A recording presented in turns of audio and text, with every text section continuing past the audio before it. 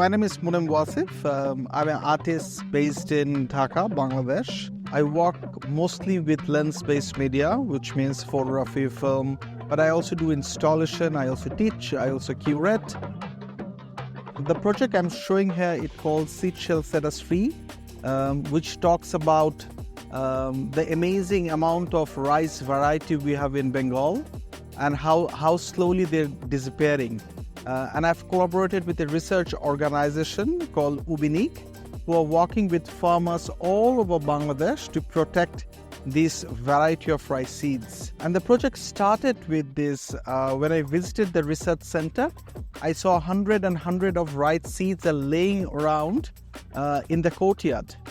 And as someone who have grown up in a country where we eat rice every day, I was surprised to see there's so much different kind of variety of rice seeds. Because when you go to the supermarket, you only see 2 or 3 kind of rice seeds. And I also realized there is a global politics around food, what we should eat, what we should not eat.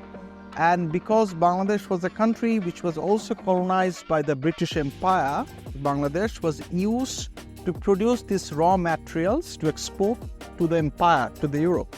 And indigo was one of the crops. So there was a very famous indigo revolt, and that's where the color cyan comes from in my work. You will see these blue cyanotypes. So for me, this blue works as a almost like a, we call it zameen, which means land. And on top of that, you see these rice seeds.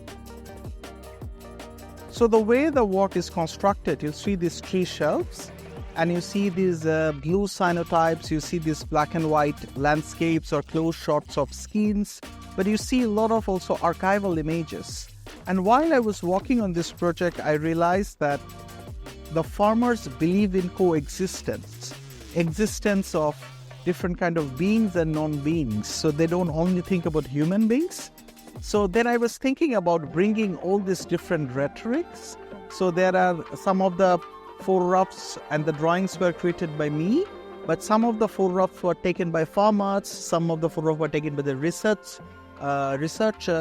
So I wanted to bring this different kind of materiality which can coexist together. For me, this project was a case study to understand the contemporary politics about food, about ecology, but also how we can't understand this contemporary time if we forget the historical political lineage and where we came from.